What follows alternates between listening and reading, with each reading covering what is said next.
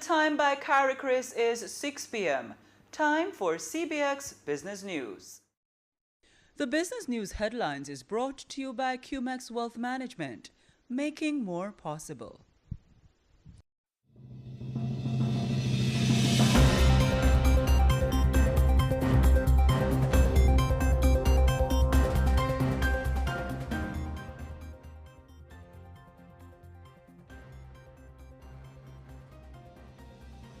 Economic growth, ambitious economic plans in Ghana, and new U.S. trade tariffs.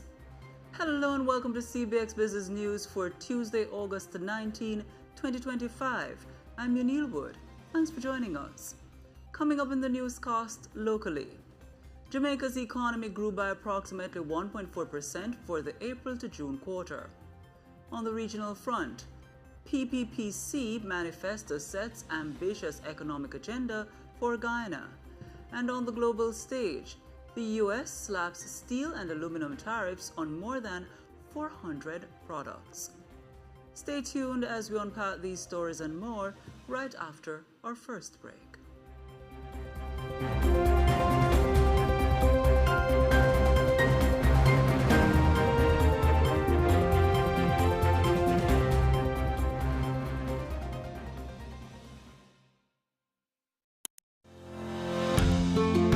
Wealth is not simply counted in dollars or cents, but in the time we spend with love, in love, giving love. Wealth is not simply a means to an end. It is the means to live out loud. Wealth is more than money. It's about family, the memories you create, the legacy you leave behind, and your ability to enjoy life in the moment. It's also about seeing the CBX possibilities and seizing investment opportunities to achieve the future you want and deserve. Which is why CBX Wealth will focus on your investments so you can experience more. Because true wealth is truly more. To start investing today, call 876-926-7767.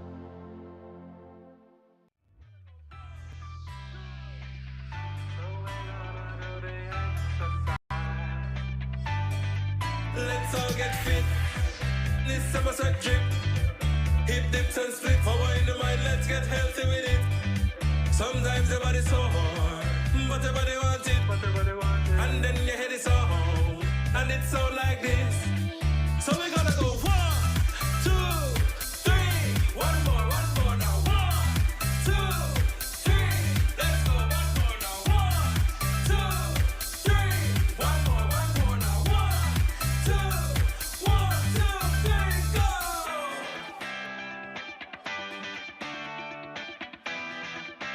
The local news is brought to you by Derriman Trading, better from the start. Development Bank of Jamaica, facilitating economic growth and development. Caribbean flavors and fragrances, tease the senses, and Pulse Investments.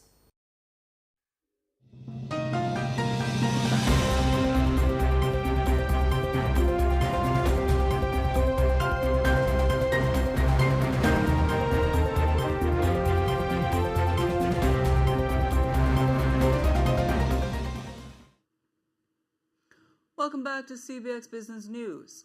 We begin with the latest economic update from the Planning Institute of Jamaica.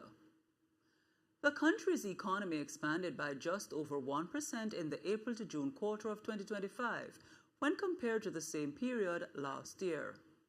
At Tuesday's Review of Economic Performance media briefing, Director General of the PIOJ, Dr. Wayne Henry, detailed the industries that fueled the growth. Today, we are reporting that the Jamaican economy recorded an estimated growth of 1.4% compared with the corresponding quarter, April to June of 2024.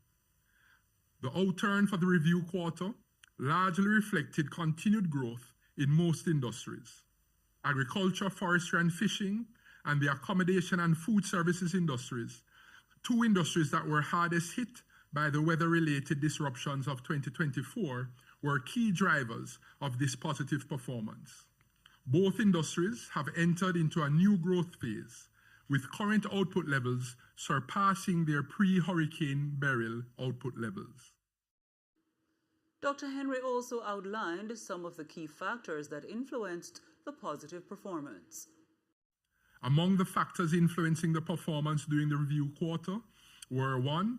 Growth in the economies of Jamaica's major trading partners, which supported external demand. And 2. Increased domestic demand for goods and services, supported by a strengthening in both consumer and business confidence levels, pushed by a positive perception of current economic conditions, as well as optimism surrounding business prospects, and a higher level of employment facilitated by an increase in the employed labor force by 24,200 persons. He added that 3 of the 4 sectors in the goods-producing industry recorded growth over the quarter. Grew by an estimated 3.8%, with improved performances recorded for 3 of the 4 industries, namely agriculture, forestry and fishing, manufacturing, and construction. The mining and quarrying industry was estimated to have recorded a contraction due to weakened demand and technical challenges. In the meantime, the PIOJ head is reporting that Jamaica's agriculture industry has fully recovered from the devastation caused by Hurricane Beryl in July of last year. He says the industry grew by approximately 10% for the April to June quarter. Real value added for the agriculture industry grew by an estimated 9.8%. This outturn primarily reflected the impact of more favorable weather conditions, which contributed to an increase in output per hectare and an 11% expansion in the area of domestic crops reaped. Dr. Henry says the agriculture sector is now in a new phase of growth. Based on current output levels, the industry has fully recovered from the shock of Hurricane Beryl and is now in a new growth phase. The performance of the industry stemmed from 1, a 14.1% growth in the output of other agricultural crops.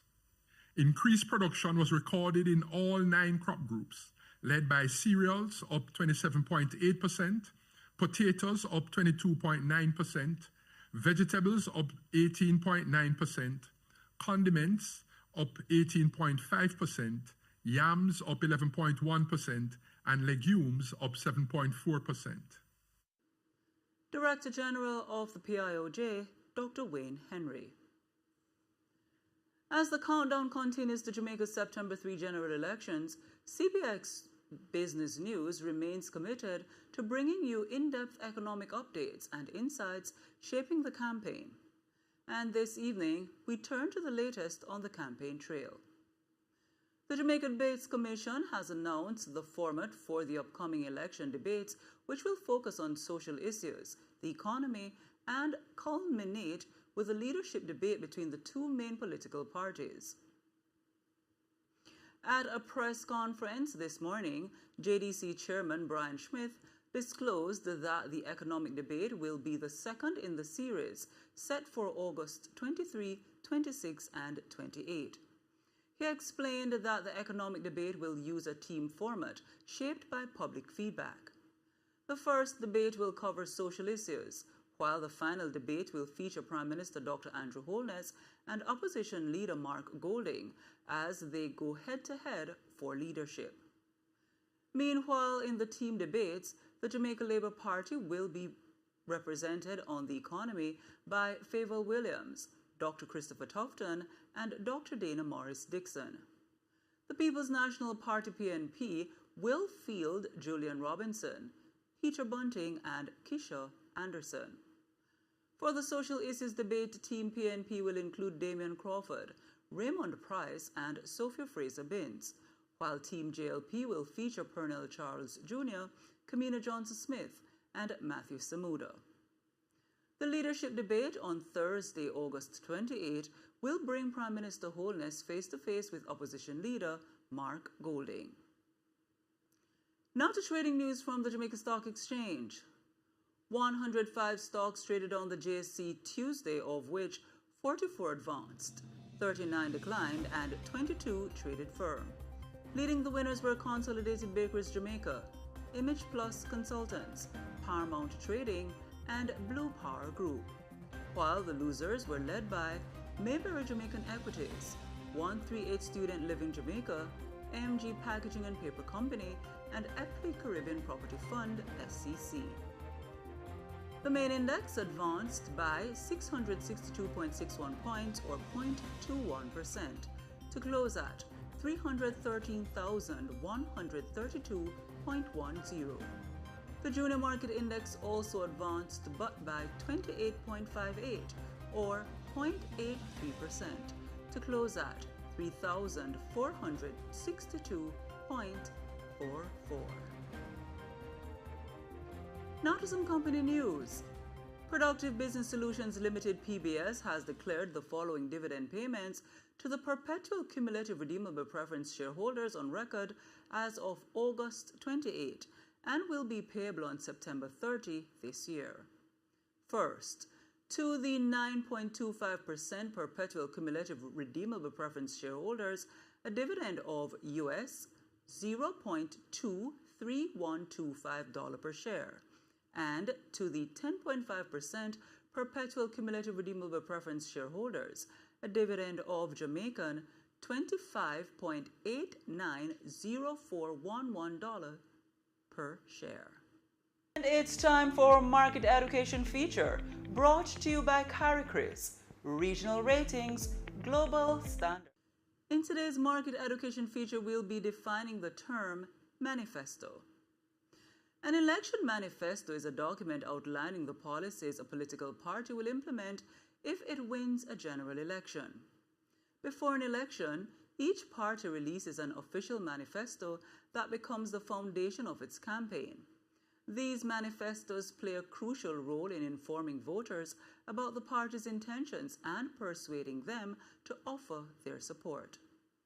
The business community is usually drawn to the economic side of manifestos that focuses on economic growth, infrastructure, and regulatory reform. Businesses also focus on policies that support sector growth, foster innovation, and also policies that create a favorable environment for them to thrive and also encourage job creation. The Market Education Feature was brought to you by CariCris, Regional Ratings, Global Standards. And that's it for Market Education Feature and the end of the local segment. Please stay with us. The regional business news is up next.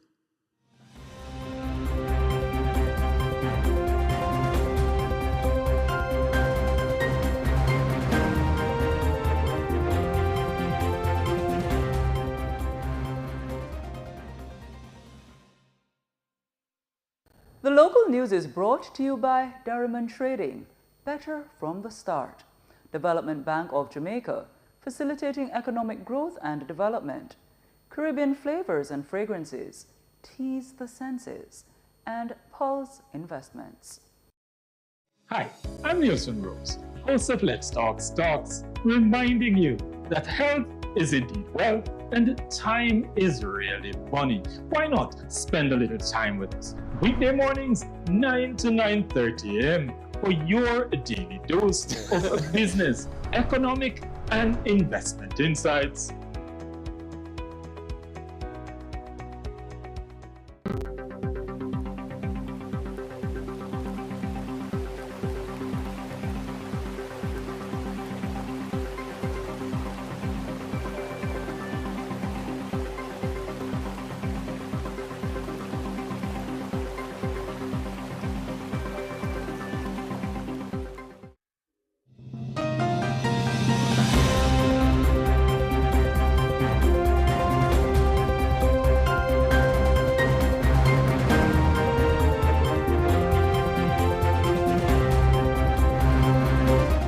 Welcome back. We go now to news from across the region.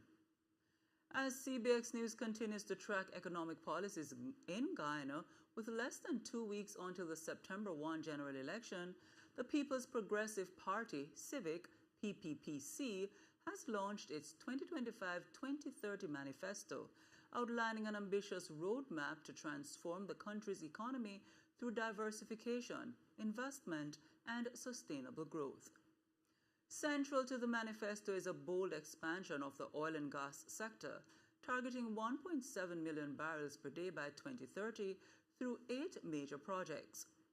Speaking at the manifesto launch on Monday, President and Party Leader Dr. Irfan Ali says the PPPC plans to use revenues from this growth to create jobs, fund infrastructure, and drive diversification into sectors such as agriculture, tourism, and manufacturing. So by 2030, we anticipate oil production to skyrocket to 1.7 million barrels per day. 1.7 million barrels per day. We'll have 2 large mines operating. We already said we're not only thinking about 2030, we have to optimize the opportunity for our oil and gas sector so we can extend the life of the sector. President Ali has described his party's manifesto not as a wish list, but a blueprint for actionable development aimed at uplifting the lives of all Guyanese. I want to make it clear, this is not a wish list. This is not a wish list. It is not empty rhetoric. This is a declaration of intent. It is a blueprint for development, and importantly, it is a pact with the people. This is not about song bites and one-liner. This is about actionable, achievable policies and programs all aimed at uplifting the lives of every single Guyanese. The plan is about development, advancing every Guyanese, advancing every sector, creating opportunities for every sector, incentivizing the system to promote growth, expand businesses, create jobs, and develop our country to its optimal. PPPC party leader and president of Guyana, Dr. Irfan Ali. The Financial Services Regulatory Commission, FSRC, of Antigua and Barbuda has issued a public warning regarding an unlicensed entity operating under the name Digital Cryptocurrency Bank, DCB. According to the FSRC, DCB is not licensed to operate in or from Antigua and Barbuda. The Commission noted that the company has never been incorporated under the country's International Business Corporation Act, nor granted a license under the International Banking Act to conduct international banking. The FSRC emphasized that any claims by DCB asserting lawful registration or licensing by the Commission are false, urging the public to exercise caution and avoid transactions with the entity. In all the news, Epley Caribbean Property Fund Limited's Value Fund has reported a net asset value (NAV) of Barbados $126.5 million as of June 30 this year, reflecting steady growth from Barbados $119.6 million a year earlier. The fund's NAV per share rose to 93 cents, up from 88 cents in June 2024, although slightly below the 97 cents recorded at the previous fiscal year end.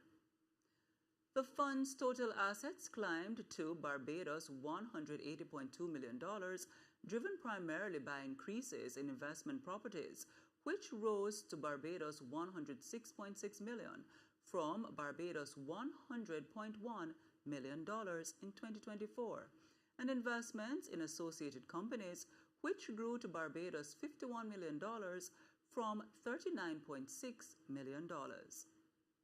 Accounts receivables and prepaid expenses also expanded to Barbados $3 million, reflecting heightened operational activity. However, cash and cash equivalents fell sharply to Barbados $7.3 million, down from $13.1 million in June 2024 and $20.3 million at the prior year end, suggesting that the fund may have used cash for new acquisitions or loan repayments. On the liabilities side, loans payable rose to Barbados 51 million from Barbados 43.6 million, while accounts payable and accrued expenses were reduced to Barbados $1.3 million, indicating tighter expense management. Equity remained solid, with share capital unchanged at Barbados 92.25 million. Retained earnings increased to Barbados 35.6 mil, underscoring continued profitability, though other reserves moved into negative territory at Barbados $1.36 million, compared to a positive $2.18 million in September last year. Now to trading news from the Trinidad and Tobago Stock Exchange. 20 securities traded on the TTSE Tuesday, of which 6 advanced, 6 declined, and 8 traded firm. Leading the winners were National Enterprises, Trinidad and Tobago NGL, National Flour Mills, and Republic Financial Holdings, while leading the losers were Grace Kennedy, Pointless Industrial Port Development, Guardian Holdings, and Unilever Caribbean. Other results include the All-TNT Index advancing by 1.73 to close at 1,467.53. The Composite Index advancing by 0.38 to close at 1,017.17.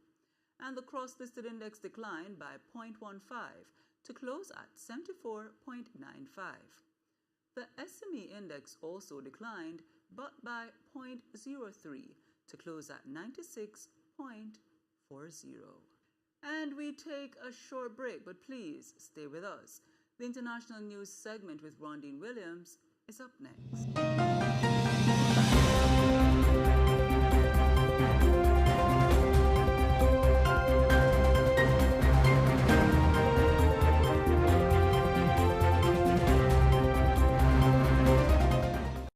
How may I assist you today? I want to open an account for me and my son. That's great. Let me see your documents. I understand you want to know about our savings account. Let me show you a few accounts and the benefits of each account. Why do you need so many documents from my mommy? It's called KYC, Know Your Customer. This helps us to protect you and treat you right. Thanks for the documents. Take a look at this brochure. Let's discuss savings accounts.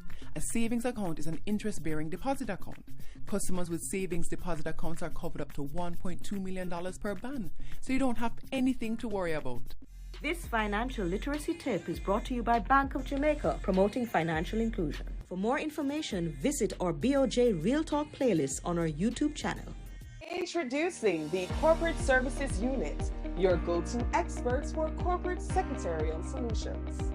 We offer statutory compliance, efficient minute taking, registered office address services, management of board and members meetings, setup and maintenance of corporate registers.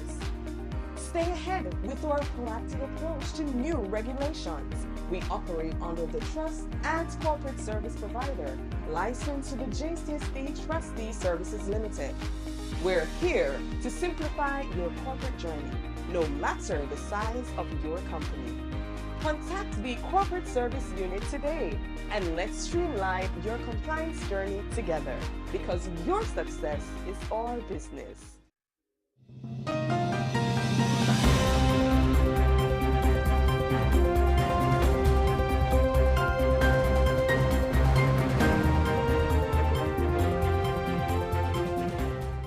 Welcome back.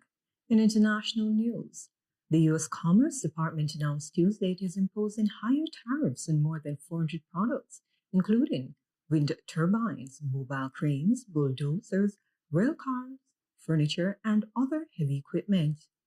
The new measures extended derivative steel and aluminum tariffs to 407 product categories, applying a 50% tariff on any steel and aluminum content.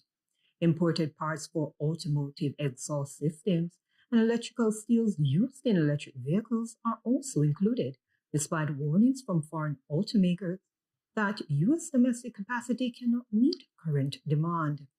Other products affected include compressors and pumps. The tariffs take effect immediately.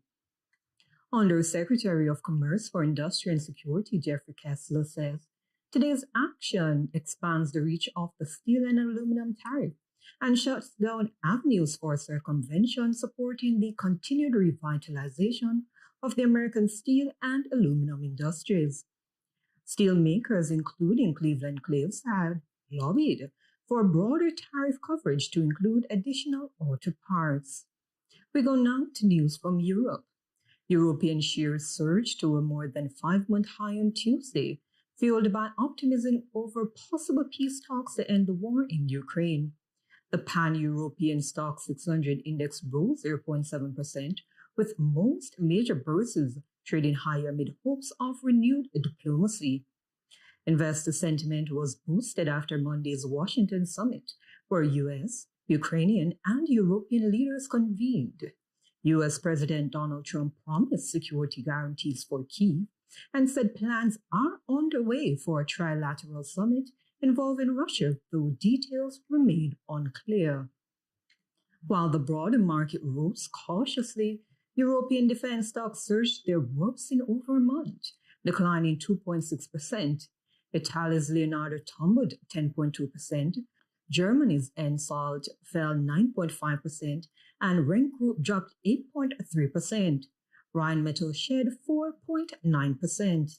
In contrast, consumer discretionary and luxury sectors led gains. Automobile shares climbed 2.4%, food and beverage stocks rose 1.6%, and luxury names Moncler and Burberry jumped 4.9% and 5.1% respectively. JD Sports surged 6.9%, and Deutsche Bank raised its target price. Despite the optimism, European corporate outlook showed more softening, even as 53% of Stock 600 companies reported second quarter earnings. The Stock 600 has risen nearly 10% this year, driven by hopes of stronger spending and exceptions of a U.S. interest rate cut. Across the channel, the UK market mirrored Euro's cautious optimism. Britain's main stock indexes rose on Tuesday, supported by broad-based gains, though defense stocks weighed on overall advances amid ongoing uncertainty over a Russia-Ukraine peace deal. The FTSE 100 climbed 0.3%, while the mid-cap FTSE 250 gained 0.4%, snapping a 3-day losing streak. Market optimism followed Monday's Washington meeting, where U.S. President Donald Trump pledged a security support for Ukraine, although he acknowledged that Russian President Vladimir Putin might reject negotiations entirely.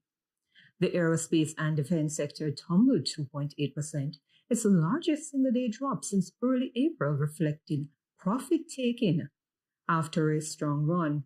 Despite the pullback, the sector remained up 70% for the year. Financial stocks led the gains on the FTSE 100.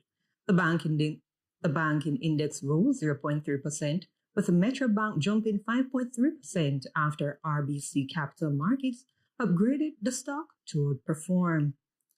And turning to the global oil markets, where prices remain under pressure despite signs of easing geopolitical tensions. WTI crude oil hovered around $62 per barrel on Tuesday as markets digest signs of de-escalation in the Russia-Ukraine conflict while remaining cautious ahead of key economic events. Geopolitical risk premiums eased following Monday's high-level summit between U.S., Ukraine, and European leaders, raising hope of a potential trilateral dialogue with Russia. Despite these diplomatic gains, crude prices remain capped by concerns over a growing global supply glut. The International Energy Agency forecasts that oil supply will exceed demand by nearly 1.8 million barrels per day in 2025, driven by rising output from the US, Brazil, and OPEC Plus nations. And that's it for the international segment of the newscast. Please do stay with us. The news recap is coming up on the other side of this break.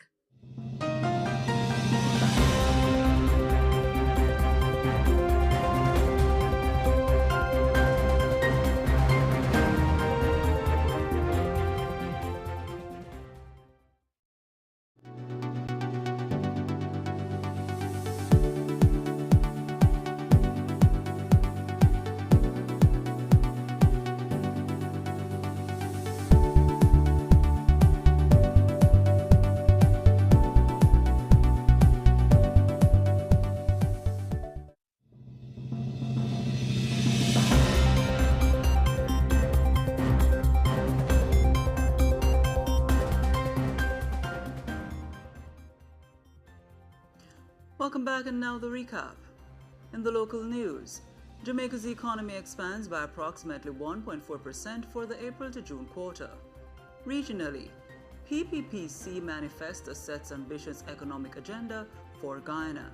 And on the international scene, U.S. expands steel and aluminum tariffs to over 400 products. Those were the stories making today's CBX Evening News. On behalf of Rondine Williams and the entire production team, I'm Yanil Wood, thanking you for watching CBX, your region, your business, your source.